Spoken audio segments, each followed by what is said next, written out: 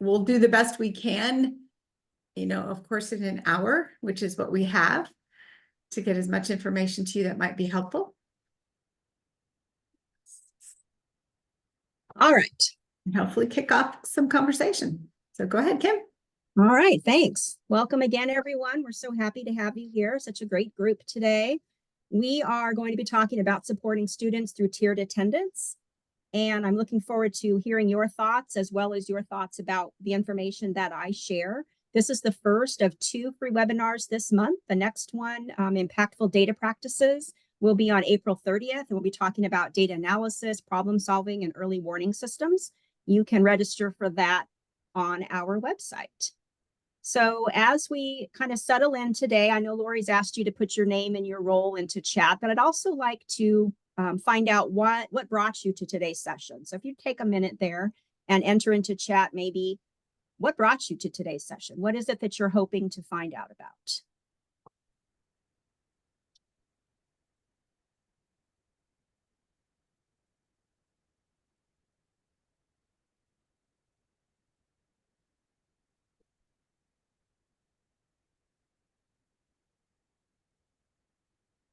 So many things. I always wish it would tell you people were typing so you would know. Like the little bubbles in a text Yes, message. yes. All right. Let's see. Reduce attendance issues, getting kids to school more often, discovering new ideas of how to support students, adding to our guidebook. Great. Supporting attendance, increase engagement. Okay. It is becoming a bigger issue. I actually have seen now an article on attendance from the New York Times and the Seattle Times just in the past couple of weeks about attendance. So really a national issue. We are definitely not alone. Great. Okay. Thank you so much for that. We are going to try something that I've seen but not yet done. So I would like to know where you are coming from today. I'm always curious where people are joining from. And sometimes it's hard to know in chat, especially on these big groups when it's going by so fast. So I thought we'd try this activity. If you locate the Zoom menu, you can kind of wiggle your mouse around to find that Zoom menu. You should see annotate as an option. And if you click it and hover over the toolbar that pops up, you should see the stamps. Mine shows up as a check mark. And if I click on check marks, then I can change the stamp. And if you would just click where you are joining from today, I put my heart up there, I'm in Galesburg, then we can kind of see where everyone is coming in from. And we'll have a great visual to see what we can see. Okay. Should have maybe used a black and white map, but I think I can see some check marks up north. Couple around me here. Great. Okay. Thanks, And if you, yeah, it looks like it's working. We'll give you a minute to do that. If you get frustrated, we don't want anyone frustrated. Just do what Allie did and put your area in there and maybe your school district number. Yes. Yeah. Or if you're from out of Illinois, you can also just drop that right in the chat. Yeah. Yeah, there are somebody's out of Illinois. Maybe this little heart over here. Okay. Maybe Indiana, maybe. Kate, go ahead and just maybe put it in chat. If you can't find the annotate. I feel like everybody's chat or everybody's Zoom menu looks different, maybe depending on what version you have or something. So yeah, just go ahead and drop it in chat and have a little bit of both. Great. Thank you all so much. So Kristen, you added Zone 2, Winnebago County. That's something that we're going to start adding to more of our things. We're trying to think about targeting emails and different things for different locations, but it's really a lot of work to go from a school email address to a location. So this is that zone map, which kind of shows how the ROEs are broken down and how we think about service around the state as well. So something to put in your head there. What zone are you? What area are you? You don't have to add it, just something for your memory banks there. All right. Terrific. Thank you so much. I appreciate that a lot. All right, how do I get out of here now?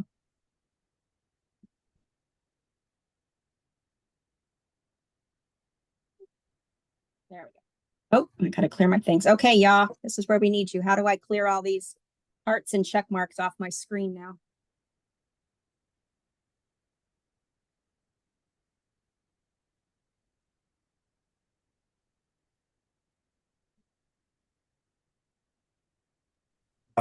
I think it's still people trying to, yeah, annotate on the screen. So Okay.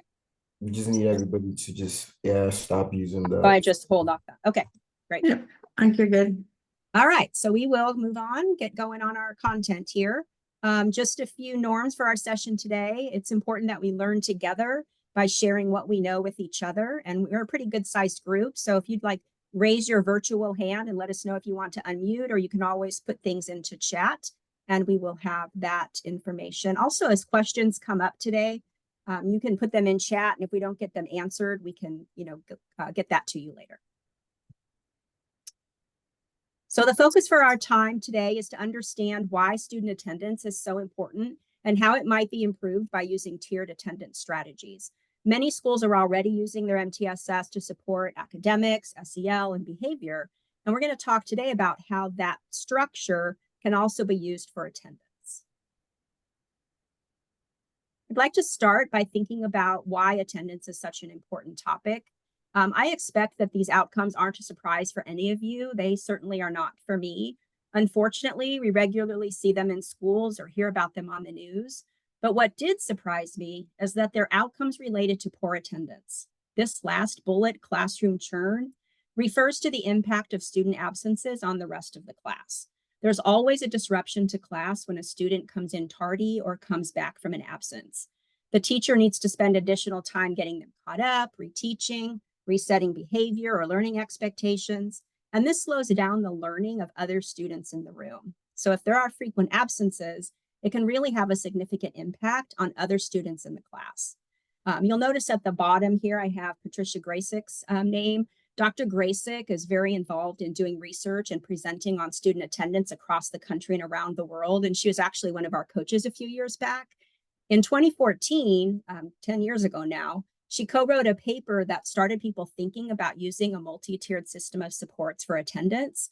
You'll see her name on some slides, so I just wanted to give a shout out to Dr. Graysick.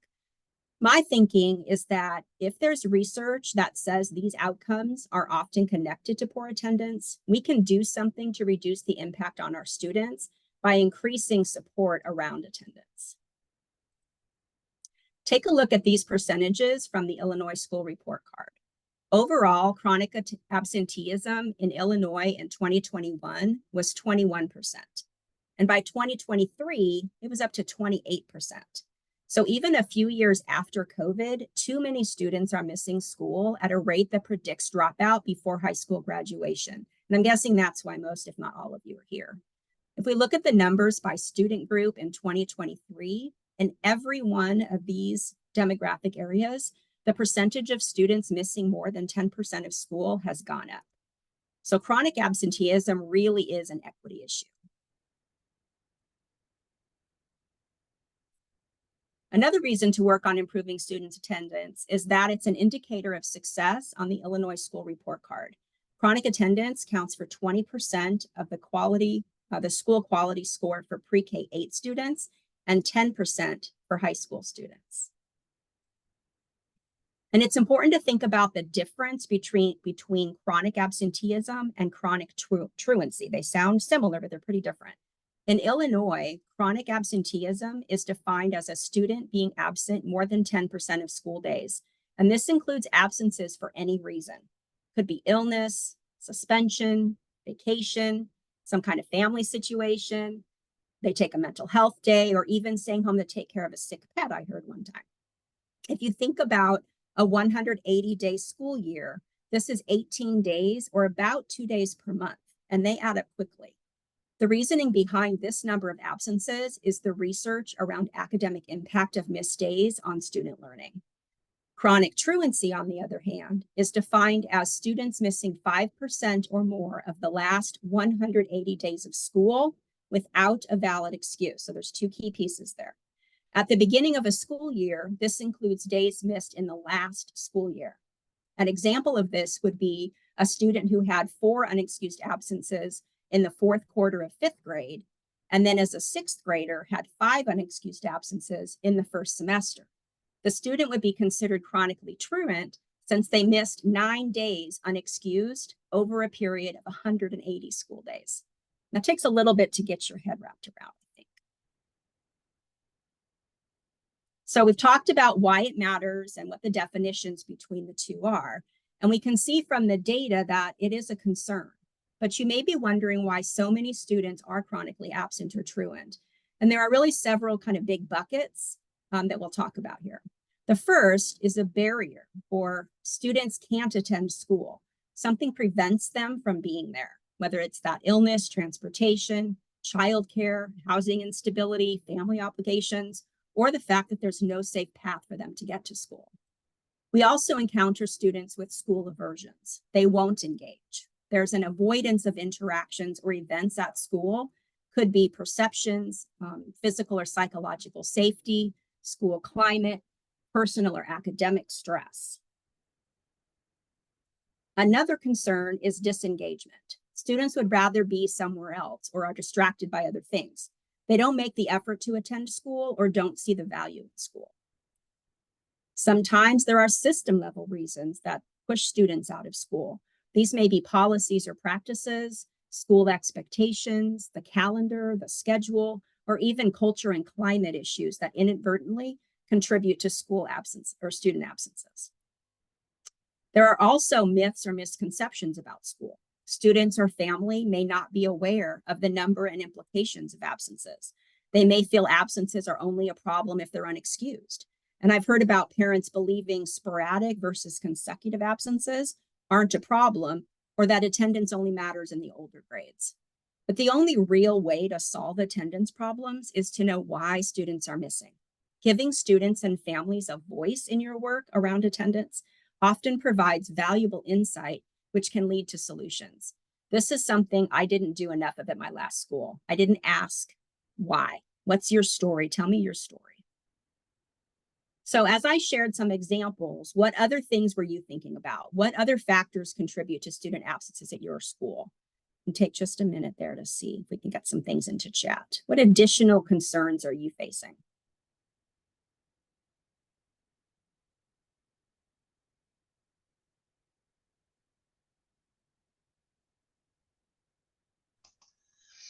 One thing that I'm seeing in our region, this is Mandy Krebs from ROE 26, is that since or post-COVID, we're really seeing that there are alternative ways to educate your students. And so the traditional classroom isn't always what they're wanting. And so we're seeing this homeschooling epidemic. And when I oversee the truancy program, and so most of the students that I see are what we're calling these no schoolers. So parents are pulling to homeschool and not doing any education. But in some recent experiences, I do have some parents who are really, they have students that are struggling with school avoidance, and it really is going to be beneficial for their students' mental health to take a break from school and really participate in an accredited homeschool program. And you can tell the difference in those parents, you know, they're coming prepared and they know about a curriculum and things like that. So, so I just think that there are some alternative ways that our students can be educated, and it's really showing now since post-COVID.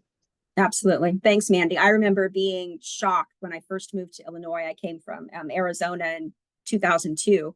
Thinking about those students that were being homeschooled, but there was no plan and there's no tracking from the state. And I thought, how could there not be anybody wondering where these kids are and keeping track of their attempts at school? Appreciate that. Okay, so let's see. Ali says attendance and discipline being intertwined. Absolutely. Kate says increasing an increase in social anxiety and disengagement, an increase in people not seeing the value. Yep, I I have seen those. I totally am with you on those ones. All right. All right, so let's now take a look at what MTSS might look like in a school. Improving student outcomes, as we all know, is hard, period. It just is, we know it. But before we go any further, I want to share a thought on collective efficacy.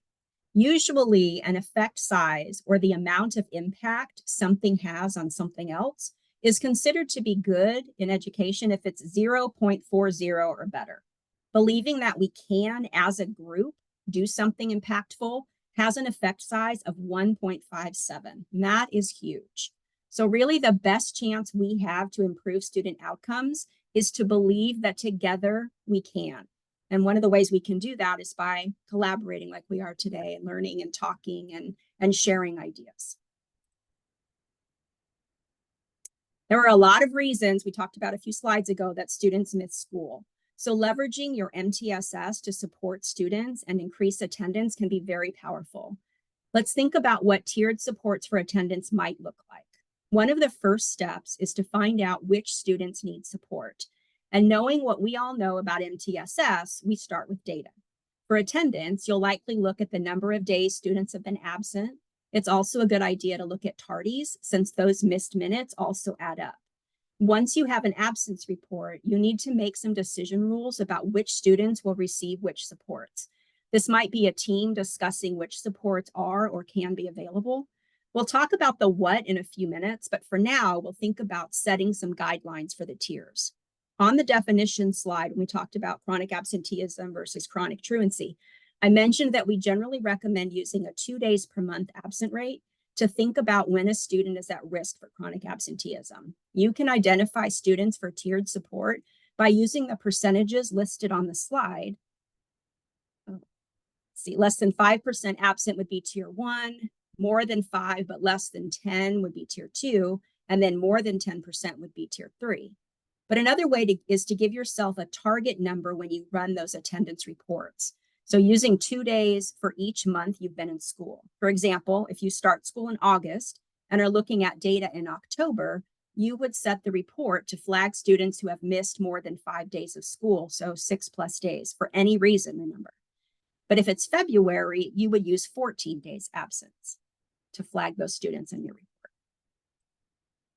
As a quick side note, many of you are probably familiar with early warning systems to determine student risk for dropping out of school. There is a lot of research that says these 3 categories, attendance, behavior, and course performance, can predict dropout risk for students as early as 1st grade.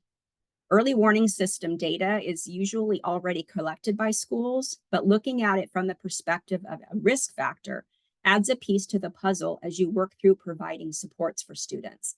And we'll be talking more about early warning systems in our April 30th webinar. So we hope you can join us. Okay, so here's a pretty common visual to represent an early warning system. Notice that this school included the cut scores that indicate attendance and tardies being a risk factor. I remember I was supporting the team that developed this, and there was quite some conversation about using that 2 days per month when we had the conversation around this development. The school team wanted to put the number of allowed absences higher. So we discussed the research around the 10% days missed leading to challenges, and they agreed, and they kind of went my way on this. And it turned out to be an area on their early warning system that identified quite a lot of students who needed support that they weren't really considering before.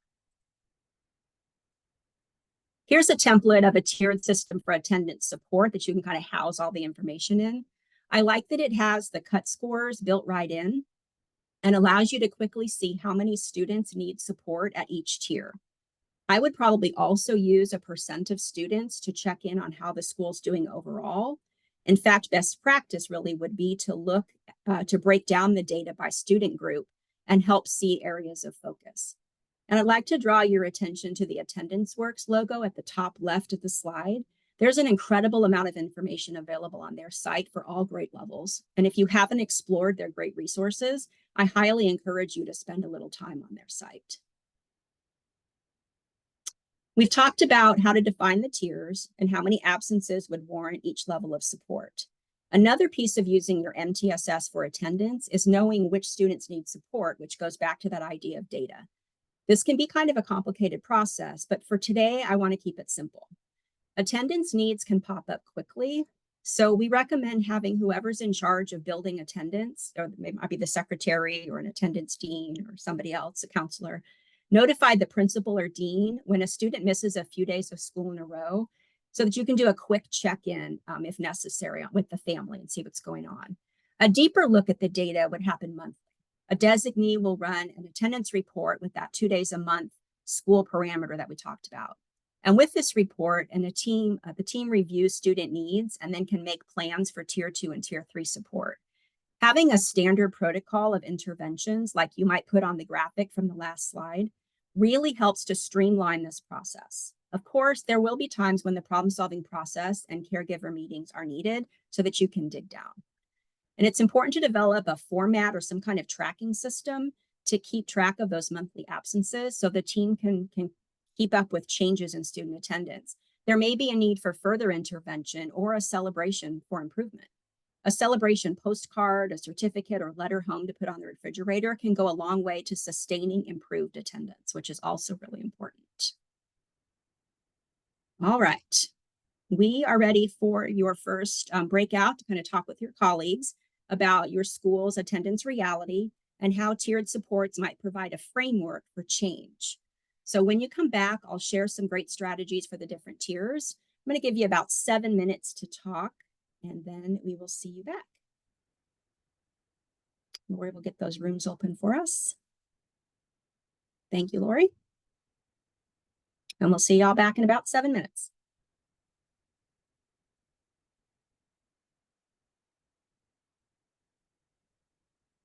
Can we start the recording? We're good to go. Okay, excellent. All right, so thinking about our 1 hour time limit, this is really going to jump up on us, but if there's something that you really need to share and kind of get off your chest from breakouts, if you could please put that in chat for us, that would be great. We'll try to have a little bit at the end of the next breakout to share more about the whole session here. Okay, so let's look at some of those tiered attendance strategies. Now that you have an understanding about how tiered attendance might work in your school, let's dive into some strategies to consider as you plan. I'd consider these 4 foundational strategies to be reminders really rather than new information for you. And number 3, though, I do want to point out that research supports recognizing students with good and improved behavior. This is something I really didn't think about until it was pointed out to me that if all you celebrate is perfect attendance and a student misses 1 day, they might figure, why bother? So really, especially with those tier 2 and tier 3 students, recognizing improved behavior can go a long way to keeping them in school. Another foundational support is to promote a culture of attendance. The first item here is first intentionally. Educating parents about the impacts of missing school is incredibly powerful. Involving them and really listening to the reasons their students aren't attending can go a long way to building relationships and showing that you're there to support them and their student and not just send negative letters or the truancy officer. John Hattie has done a great deal of research identifying the effect size of different strategies for supporting students. And he found that teacher-student relationships has a very strong effect size of 0.72. There's been a lot of talk about relationships, but I think the science behind it, that 0.72 makes it even more powerful. It can make such a big difference if school staff make an effort to build relationships, I would say not only with the students, but with the families as well. There was a study also that looked at 5 Essentials survey and found that involved families was most closely associated with lower chronic absenteeism rates.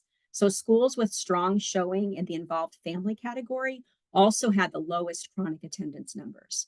So building awareness and support around students' physical and mental health can help them attend more school now and have a healthier life overall.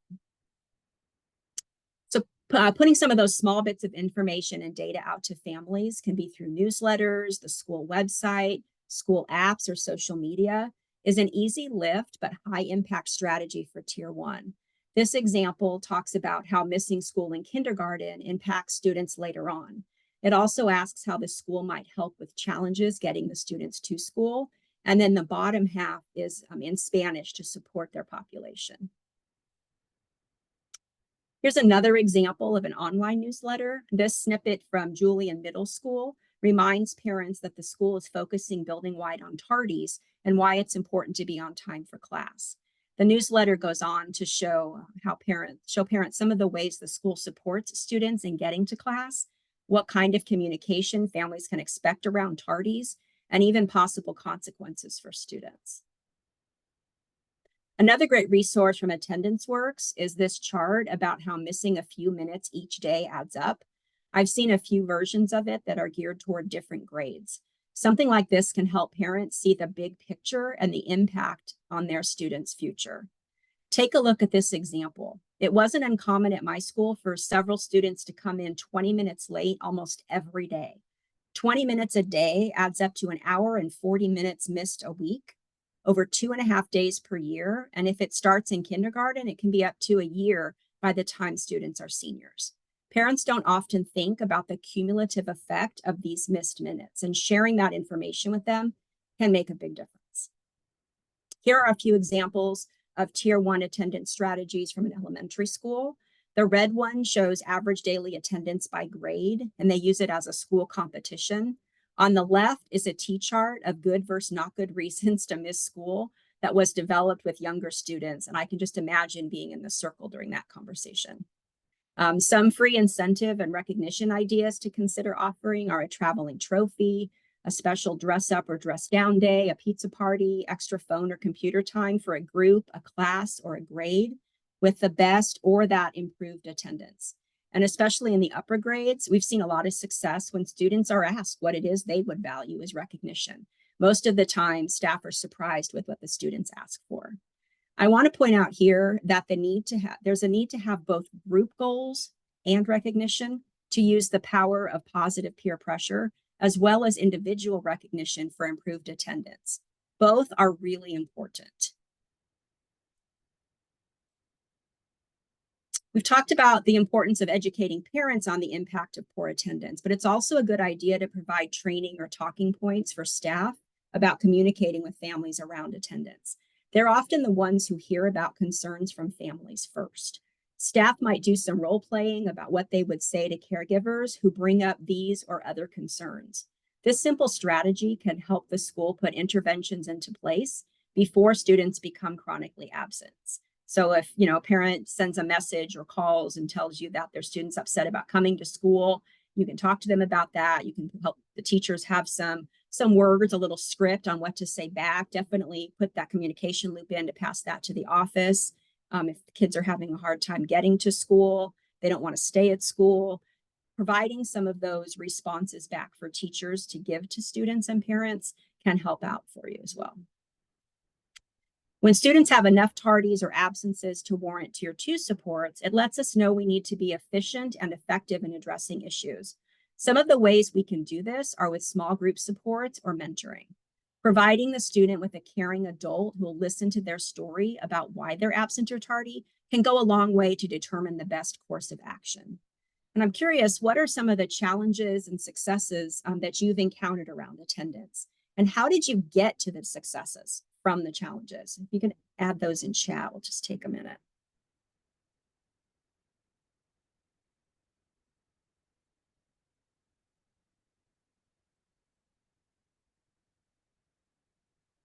Oh, Mandy, that book looks good. The Power of Moments, Celebrating Successes.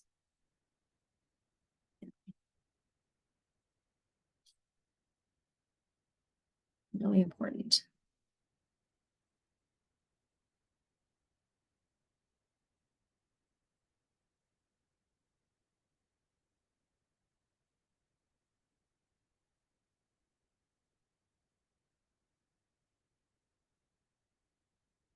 Okay. A few more seconds. Typing madly, I'm sure.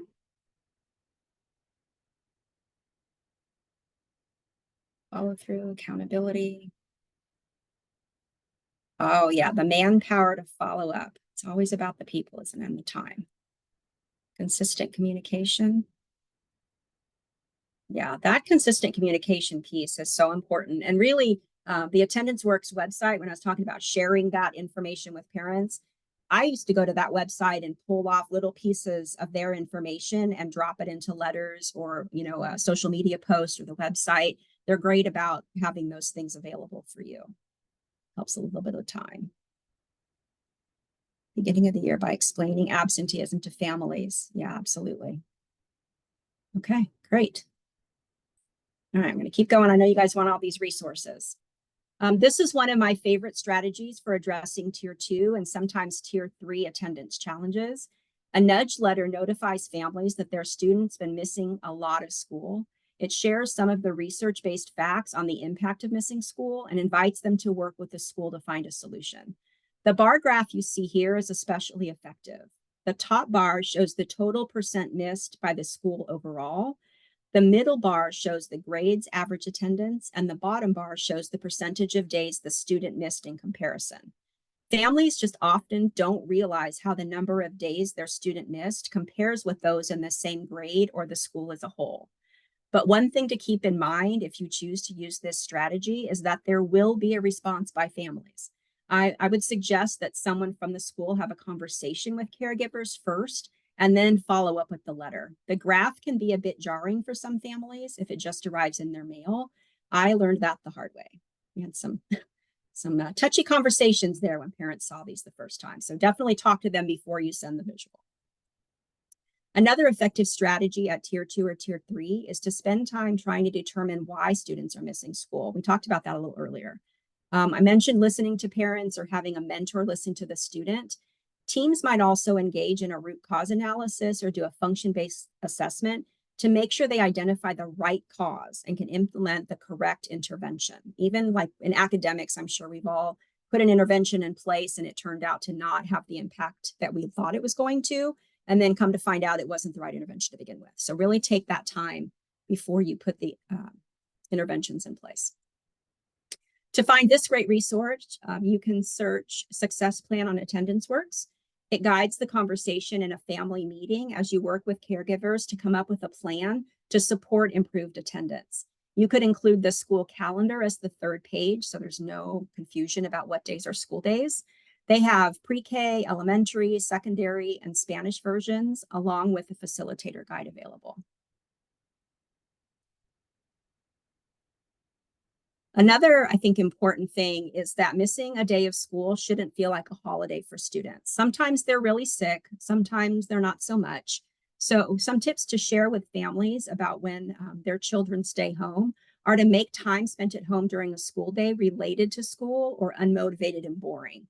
Have the student get up in time for school if they aren't, too sick. There's no sleeping in, lounging around. Have them do school-related work during school hours and allow them to only do the fun stuff, watch TV, play video games, use technology, only after school hours. When students are home but not sick, we want it to be boring. We want them to choose to come to school because staying at home is not fun. Just like with academics and behavior SEL, supporting students at tier 3 for attendance is the most challenging and time-consuming. At tier 3, we really begin looking at more formal and intensive interventions that often involve outside entities such as health, housing, and social services, and they typically require case management customized to the student's individual challenges. We use a tiered system of support in an attempt to avoid the need for these intensive interventions. So we could have a special plan where students, come to school part-time and do part-time at home. You might modify classes, schedules. Sometimes a 504 is appropriate. There might be some special ed supports. Having those wraparound services, if your community has them available, although I know a lot don't. Those school and community collaborations. I worked in a district where this churches really stepped up and helped a lot. And then a plan for re-entry following any kind of hospitalization or extended absence to really transition those kids back. Here's another version of the blank attendance triangle I shared earlier. I think of this one a bit like a one-pager for MTSS attendance. You can see the tiered interventions the school uses on the left, the cut scores for each tier on the right, and in the middle, really what supports are available at each of those levels. This graphic, I think, is a great summary of the spectrum of school attendance. It's a resource that would be good to use around the building and meetings and to share with families. The left end of the continuum represents students who have good attendance. And as you look to the right, there start to be signs of potential concerns. They might delay trying to find something before they leave for the bus, which then they miss the bus, or they might, start to argue, make excuses, have those physical symptoms. As they progress, they really start to put in more efforts. And this can lead to more frequent absences and chronic absenteeism. That chronic absenteeism can really sneak up on students and families. But if schools are regularly reviewing data and watching for the signs, we know it's coming. So we should really be able to intervene early. The attendance playbook is a great resource from Future Ed and Attendance Work. They've got some wonderful interventions in there. There's research. They show how it works, and they talk about school districts that have used it. And there is an updated version that came out in 2023. So I recommend that for you. And then our last resource here, Attendance Works, has these self-assessments available at district and school levels as teams develop action plans around attendance. And they recommend that you do these every year so that you can monitor progress and really make changes to your plan if you need to. All right, let's take a quick minute for you to check again in your breakout sessions with your group. And this time I'd like you to think about some points from today's lesson or session that you'd like to remember or share with someone at school. So we're going to take about 7-ish, maybe 8 minutes to talk, and then we will see you back.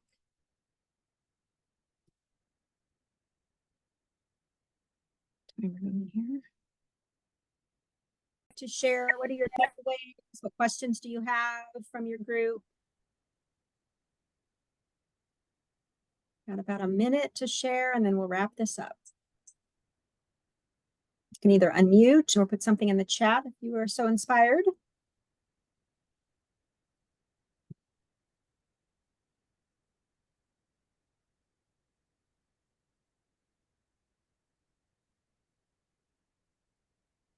Okay, don't hear anybody unmuting, and the chatting will come in when it comes. So we will go ahead on.